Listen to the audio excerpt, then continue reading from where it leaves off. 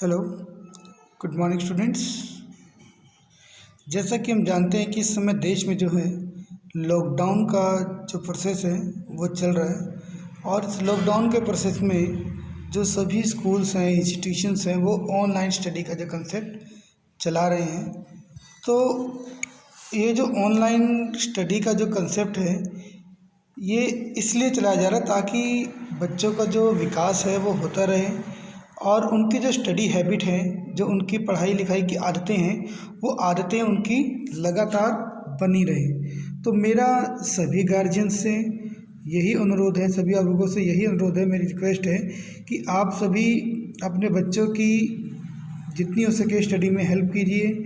और कई बार क्या होता था कि हम जो गार्जियंस हैं बिज़ी होने के नाते कहीं ना कहीं समय नहीं दे पाते हैं अपने बच्चों को। तो इस समय हमें उनको समय देने का भी समय है।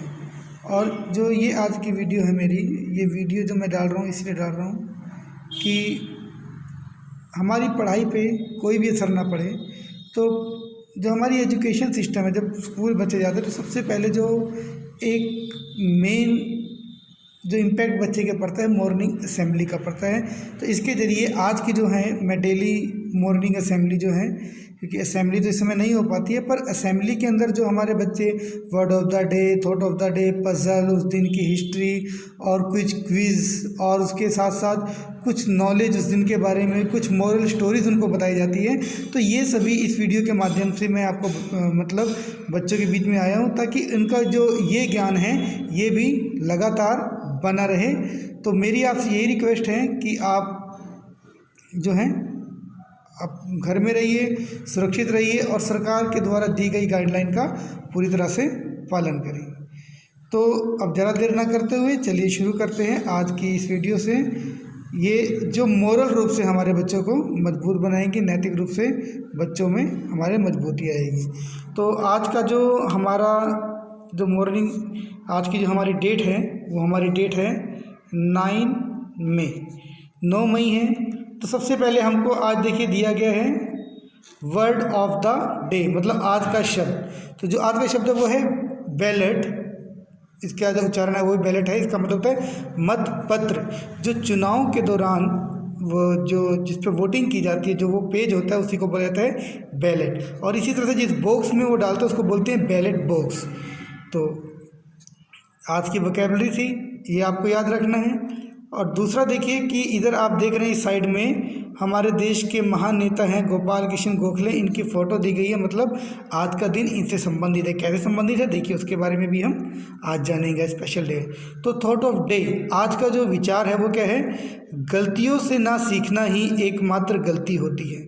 मतलब जो आदमी गलती करता है, चाहे वो मैं गलती करता हूँ, चाहे कोई भी गलती करता है, तो हमें हमेशा गलतियों से सीखना चाहिए। और ये भी ज़रूरी नहीं कि हम हमेशा अपनी ही गलती से सीखें, हमें दूसरों की गलती से भी सीखना चाहिए। इसीलिए लोग जब हमें एडवाइस करते हैं कि ये करो ये ना करो, तो हमको उसका पालन करना चाहिए। तो गलतियों से ना सीखना ही एकमात्र गलती होती है। There are no mistake the failure to learn from a mistake. बहुत ही प्यारा थॉट है, इसको आप याद रखेंगे। इसके बाद देखिए पजल ऑफ द डे, आज की आपकी पहेली है। अब देखते हैं क्या पहेली है। आपको इसका जो है जवाब मुझे कमेंट बॉक्स में देना है, जो आज की ये पहेली है, ठीक है ना। और ये क्या है, रंग की हूँ मैं पीली पीली, सभी के घर में जाती हूँ, वर कन्या और साग दाल पर अपना रंग जमाती हूँ। तो ये मुझे पता लग गया कि आपको पता लग गया होगा, तो आप इसका जो है आंसर भेजिएगा मेरे पास। अब देखते हैं आज के दिन की, मतलब 9 मई का इतिहास। तो 9 मई का इतिहास क्या है, गोपाल कृष्ण गोखले भारत के एक स्वतंत्रता सेनानी थे, समाजसेवी थे, विचारक थे एवं सुधारक थे, तथा भारतीय राष्ट्रीय कांग्रेस में सबसे प्रसिद्ध नरमपंथी थे। ठीक है, नरमपंथी दल के नेता थे।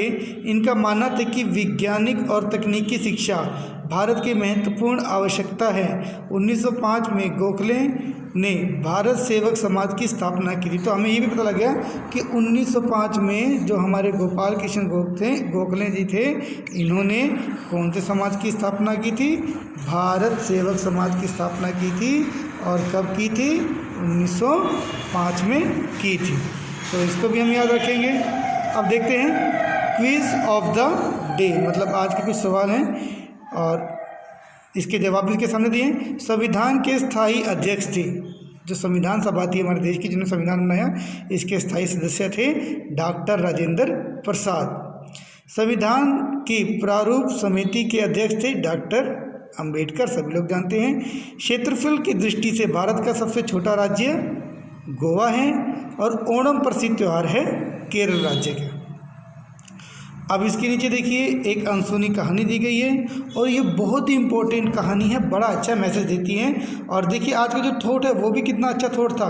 तो स्टूडेंट्स, कहानी कुछ ऐसी थी कि एक बार स्वामी विवेकानंद रेलगाड़ी में सफ़र कर रहे थे और उस सफ़र के दौरान हुआ ये कि उनके जो सफ़र के दौरान उनके साथ जिस ट्रेन में वो सफ़र कर रहे थे उसमें कुछ अंग्रेज़ लोग भी सफ़र कर रहे थे। उन्होंने देखा कि साधु है, सन्यासी हैं और भगवा कलर के वस्त्र पहने हैं, तो इसको इंग्लिश कहाँ आती होगी। और वो इंग्लिश में हमारे देश के बारे में, साधु संतों के बारे में और बहुत ज़्यादा जो हैं वो लोग बुराई करते चले गए। तो स्टेशन आया, स्टेशन पे जो है स्वामी जी ने उनको कोई रिप्लाई नहीं दिया और स्टेशन पे उतर गए।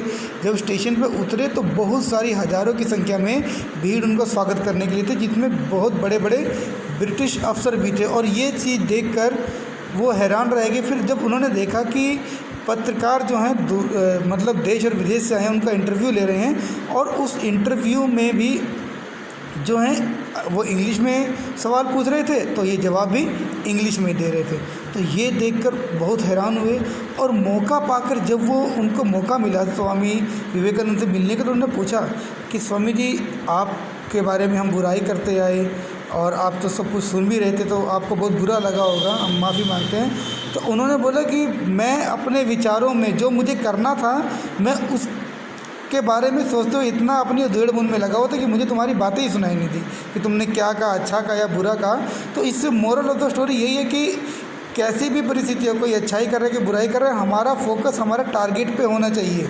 इस समय लॉकडाउन की स्थिति है, हम नहीं पढ़ पा रहे स्कूल में जाके, तो हमारा टारगेट ये होना चाहिए कि हम घर में रह के ही पढ़ें, है ना। हमें सीखना है तो हम कुछ और भी सीखें, पढ़ाई भी करें, सीखें भी, और अपने माँ बाप का जो हमारे लिए इतनी मेहनत कर रहे हैं उनका परिश्रम खराब ना जाने दें। और लास्ट में जाते जाते आपके लिए देखो ये एक बाल गीत है यहाँ पर, इसको हम पढ़ेंगे और इसके बाद बाल गीत है। राह में चलते जाना है, मंजिल को खुद ही पाना है, रास्ते ही खुद बनाना है, आगे बढ़ते जाना है, लक्ष्य भेद कर हमको आगे बढ़ते जाना है, सपनों को पूरा करके हमें मंजिल को पाना है, लाख मुसीबत आए कोई उस रास्ते से हटाना है, दूर दूर तक चलते बस चलते जाना है। तो बच्चों, आज की मॉर्निंग असेंबली यही ख़त्म होती है और आपको इसमें से अच्छी बातें सीखनी है और उनको अपने जीवन में यूज़ करना है। और जो भी आपकी वीडियो आपको मिलती है आपको ध्यान से पढ़ना है। अब आपकी जिम्मेदारी और ज़्यादा बढ़ गई है, उस जिम्मेदारी से काम करना है और अपने आप को जीवन में